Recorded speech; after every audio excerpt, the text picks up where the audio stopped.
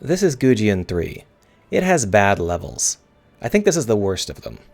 I'd like to talk about it because this level is bad in a very familiar way. A lot of indie devs, including myself, have made these mistakes, and I wanted to go over them and sort of talk about how to avoid them. The biggest thing you need to understand here is that this is a level made out of excuses. For every bad thing about this level, there's a dev that can say, well, we did it that way because we needed to blah, blah, blah. And no, you have control over that shit. You have a way to get around it, or you have a way to redesign your setup. If you're making an excuse for why your level is bad, go redesign your level. With that in mind, let's get started. The first thing you'll notice about this level is it's tremendously huge. It's like an MMORPG scale level. It takes forever to run across this thing. Now, this isn't an MMORPG. The reason this level is so big is because it's a Musou game, and sometimes you have to fight enemies. As you know, if you've ever played any Musou games like Sonic Boom, Musou games require you to have a lot of space. You can dash, you have a long reach with your weapon, so you need a fair amount of room to fight on. And that's why so much of this city is oversized. But it's still pretty bad. It's bad as a Musou level, it's bad as a non-Musou level, it's just bad. It's like they picked the worst possible pieces from both of those important design elements. For example,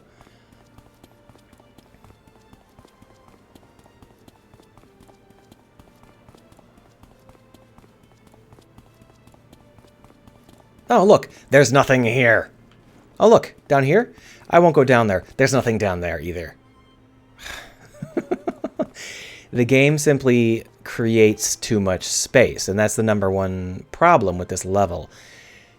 In general, the secret weapon of level design is to use as little space as possible. You want your level to feel big, but you want it to be quite small. For a lot of reasons. First, large levels take forever to walk through. Second, they require more assets. So if you can create a small level that feels big, you're much better off.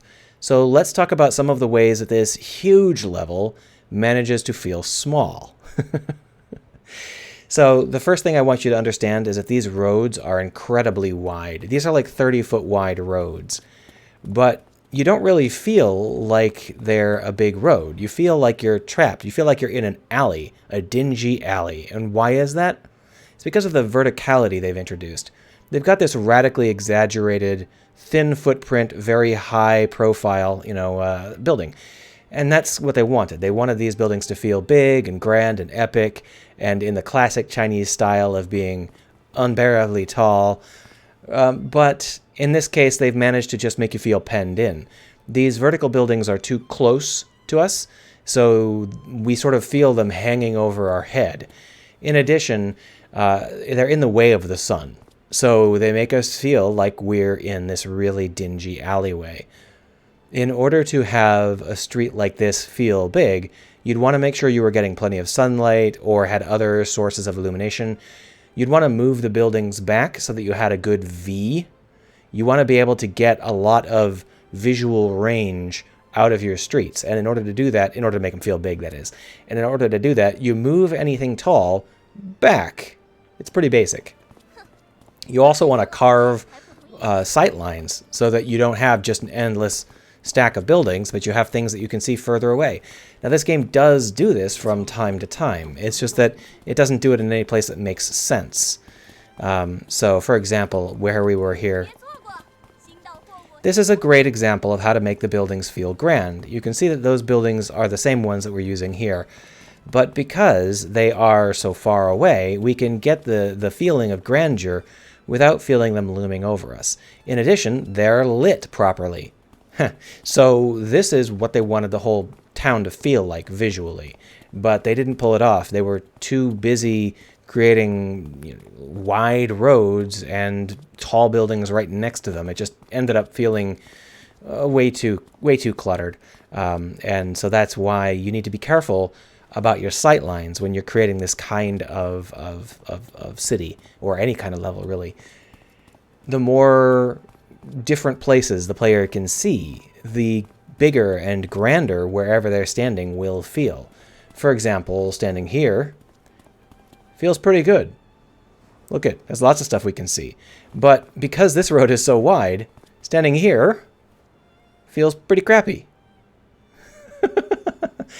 So you need to be careful about how you're laying things out so that the player can see what you want them to see. And conversely, it's not always ideal to let the player see everything, because if you use your blockades, your line of sight blockades well, you can convince the player that a level that is quite small is much larger than it actually is. This is something Fallout 3 does all the time by using its very shrunken buildings as an opaque barrier, and then on one side you'll have one street and on the other side you'll have the other. The problem with this game is that those barriers, they do exist. Here's one. Oh, it's the same frickin' street. There's no reason to have an opacity barrier here because there's no difference between the streets. The whole point is that you can make it so that, you know, Lexington and Concord are 2 inches from each other if Lexington and Concord look different and there is an opaque barrier between them. But if you're just going to use the same assets on both sides of the barrier, there's no reason to have an opacity barrier. You should just let the player see further, because then it'll feel grander. Verticality in terms of walking is also a major factor here. There's too much of it. At the same time, there's not enough. So the way that you use height in a game like this is you use it to communicate with the player. You use it to tell the player what's important and what's not important. You use it to make sure the player understands what they should be able to see and what they can't see, and help the player to see the things that they need to be able to see from a longer range. You use it in a lot of ways. You're just communicating with the player over and over and over. This is what the city is like. This little rise here will tell you that. This game does not do that. We just spent 20 seconds, 30 seconds climbing a building, and there's nothing up here. It's just more level design junk that floats 400 feet above the city. Yes, that's also nothing, and yes, that's also nothing. Now, at some point in the game, these things are going to become important, but as I said, that's an excuse. This is something where it makes no sense for these to be this high up. It makes no sense for them to be here at all. If you wanted to have this sort of thing, what you would normally do is you'd have the city on an incline. Most cities in video games are on the side of a hill, with the idea being that if the sun is coming from the east, the hill rises to the west, because that way the east sun will hit the most buildings with its light. And that would mean that you'd have a really beautiful building set that's all lit up properly instead of all in shadow. Like this one, all these buildings are in shadow all the time. More shadow, shadow, shadow, shadow. But because of that, what you would do is this sort of outcropping would come from the hillside. It would come naturally out of buildings that were on a hill.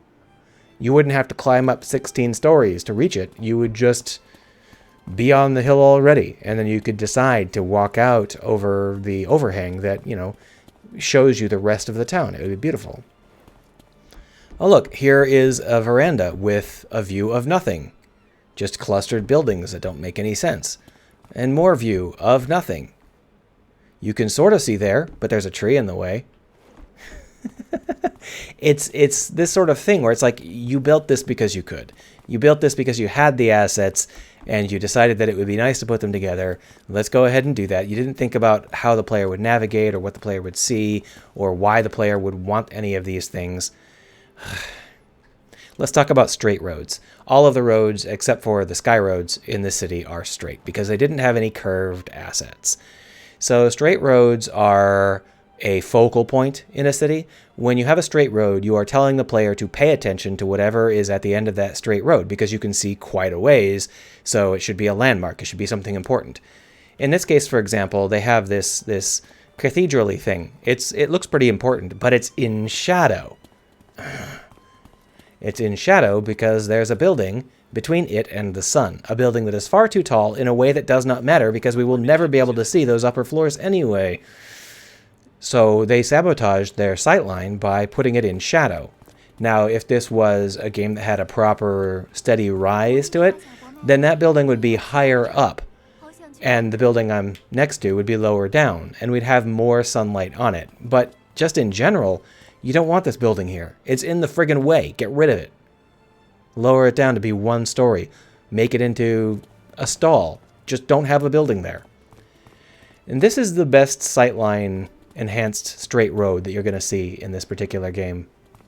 All of the other straight roads totally fail at their duty to be sightlines. Oh look, what's down there? I can't tell because there's a drop that fully obscures what the heck this building is. Even when I get here, I don't know what this building is. Oh, that's not very good. It's garbage. How about over this way? Oh yes, look at this wonderful view. This is the main road. Can you tell it's the main road? Look at this amazing view we've got. Because they've mishandled the verticality here, we can't actually see the entrance until we get here. That's far, far too late. In addition, the entrance should probably be above rather than below, but we won't go into that right now. You try it both ways and see what makes more sense for your setup. Similarly, if we're at the entrance to the city here and we turn around and we look, this straight shot should be a straight shot all the way up to a visual of the palace. It's not. There's nothing up there. There's no striking thing worth seeing. Even if we climb these stairs, there's still nothing worth seeing. It's a complete failure of a straight road. Now you can use straight roads that don't have long view lines. You just put things that obscure the view lines into the straight road, and then it becomes like an alleyway or something. But in general, if you have a straight road with this kind of long view, you want to make sure that what you're looking at is an inspiring landmark. And you might be thinking, well, isn't that something interesting? No, it's not. There are a million of these in town. You can't interact with them, and they don't do anything. Look, there's friggin' more of them. There's no reason why that would be something worth doing. Now, in actuality, there is something at the end of this road that is important. There's a teleporter here. But that's not something that's visually noticeable. If it was like a teleporter that had a real column of light or something, maybe. But it doesn't. Look, we can see another straight road. You can't actually tell what's going on because their sky roads are misaligned. I'm presuming that's what happens here is that their sky roads are hard-coated, and for some reason they couldn't remodel them to behave. So all of their sky roads are super steep and curved, and that does not do any favors. You don't need this much steepness. This doesn't sell me on this area being interesting or important. In fact, it's not. There's nothing here. Nothing over there. It's just a giant pile of empty crap. And I presume that they're so far from the town center because they wanted these things to stand out.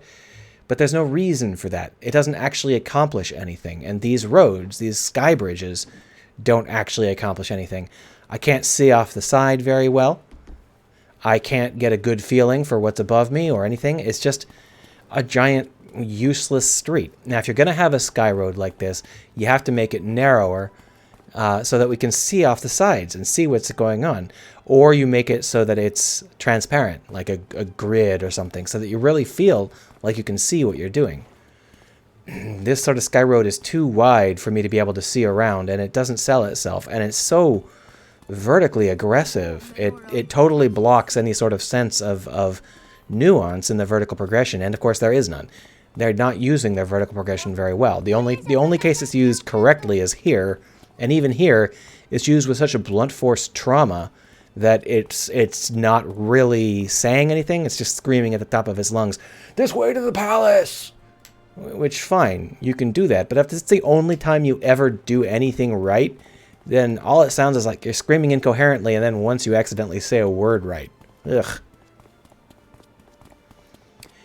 Now over here you can see that they actually managed to capture the sun here. This is very good. They've managed to keep these buildings short so that the sun can come through and just light up this entire Disneyland area. It looks great. It's wonderful. Oh, look, this is the main entrance. What? No. This needs to be the main entrance. Why is the main entrance off to the side? What the heck are you doing? Why is your level like this? Over here we have the other main entrance, which we could go all the way up there if we want. But this is the only time where it feels like they knew what they were doing. And even here it's a bit rough. They really needed to stagger the steps a little bit differently so that we could see a little bit more of that door on the top rather than just the thing above the door. But it's not terrible. It's It's far better than most of the other things we've got. If you're wondering how to do this really, really well, an easy way to do it is, instead of having just steps that keep going up and up and up like this, what you do is you have steps that come up and up and up like this, and then for the final set of steps before the castle, what you do is you have them go off to the side. So this set of stairs that I just came up, what it would do is it would go over there and then come back. And in that way, you could have this giant cool drum thing at the edge of the overlook. And you could see it from way down there. And it would look amazing. It would be cool as hell. But because the verticality didn't land properly, we didn't end up getting a good view of it, and it really didn't sell it quite as well as it could have. Similarly, looking back, there's nothing there. This view angle is crap. It does nothing. It accomplishes nothing. You just got to keep track of what you're showing the player, because that's a big part of what these levels are about. You're trying to show the player something, right? This is pretty good, but the trees are in the way again. Yeah, so yeah, I could go on and on and on and on and on. The point here is that you want to understand and control how the player sees, how far they see, what they see, how well it's lit. That is one of your big priorities in a game like this, when an open world map like this. So keep it in mind. Now, when it comes to Musou stuff, it's worth talking a little bit about why this level is so wide and what we might have thought about doing instead. So the reason this particular area is so wide and flat is because it was filled with 15 warriors last time I was here, and I had to kill off a variety of creatures. So that's why it's that big. And it's the same excuse with all of these roads. These roads are wide because you might have to fight a monster on them. Those circles are big because you might have to fight a monster on them. Everything is big because you might have to fight a monster, but they're too wide. They don't work outside of the monster fighting. So how can you make your level do double duty as a monster fighting level and as a non-monster fighting level? Well, one of the things you have to think about is the distance I have to run. This distance was too far even for a Musou section. Even in the Musou section, it was really a lot of walking. So in that case, what you might want to do is simply use barricades that come up when the Musou section starts. So you would be able to run straight from place to place when you're not in a Musou section, and when the Musou section starts, you can't, and you have to go around. In that way, you can create a lot more walking in the same amount of space. For example, this road here, if we got into a Musou fight, we could put up a barrier, I don't know, maybe right there, have this fall over. Bajoom, we can't go across. And then in order to get over there, we would have to go around. It just creates an added amount of mobility in a level like this, and it would work pretty well.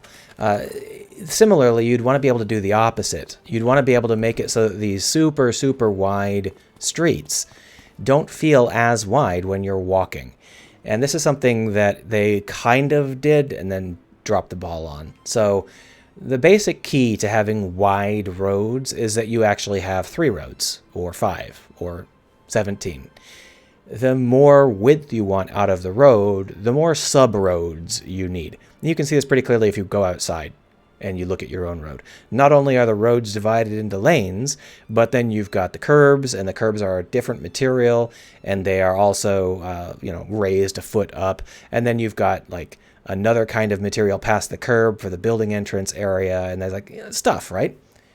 But the thing about that is that you need each of those corridors to be a corridor. And in this case, they keep chopping them up. You see these cute little engraved side paths. Now, maybe this is something cultural. This is a Chinese game by Chinese developers, and maybe that's normal. I have no idea. I've never been to China. But in terms of flow, what that's telling me is that this is a wide, flat area that makes no sense. It's just wide and flat. Now, that's not to say this is a terrible example. This is probably the best example of a straight run road. This is actually like straight. So hooray, they have one road here. But then they've got a lot of chatter off to the side that doesn't really pipe correctly. Ideally, what we would see is we would see this one straight road, and then we would see another straight road, not a bunch of lines breaking up like this. We would want another lane running down this way, and then the lane would cut off to the side and go up the staircase. In that way, we would have two roads, not one giant wide road. Here you can see the same sort of problem where they've got all of these dividers breaking up the flow of the road. That does you no favors. It makes your roads feel even flatter and wider rather than feeling like they are cruising along correctly. So you just need to keep that in mind. If you want to have a really wide road, think of it as more than one road. Pretty basic stuff. And, you know, make sure it's going somewhere that makes sense. Make sure the player gets a feeling for how the level is progressing using height and using different assets for roads and wall textures and stuff. This here is a beautiful little area that makes no sense. This is nonsense in how this is laid out. The player would never go here. The player would never see it. Now they can theoretically see it from this road over here. But this road goes nowhere. So it's like you're going down blind alley after blind alley, but all of these alleys are 15 feet, 20 feet, 30 feet wide. It's not a great design. Now, if you're wondering about the Musso sections, if you're dividing your roads into multiple roads, one of the best way to do that is to have the roads have offset height. Now, that might just be a foot, but if you're really trying to push it, you could even have them have like a whole meter offset, so you've got like a street lane for your carriages, and then you've got really high walkways for people who are walking, so they don't get, you know, street muck on their shoes or whatever. And that works really, really well. But of course, you can't dash through a meter-high blockade. But this is Magic City. This is Magic Town of Magicsburg. Why not have those walkways simply drop to the ground and flatten out when monsters attack? And now you've got a flat area to fight monsters in, and you've got a cool visual. Imagine if we come down here, right? And we land here, and then we see monsters come down and hit. And then suddenly, the whole area goes and flattens itself out with glowing rune magic. That would be cool as hell. And it wouldn't be that challenging to do. And not if everything was offset the same amount.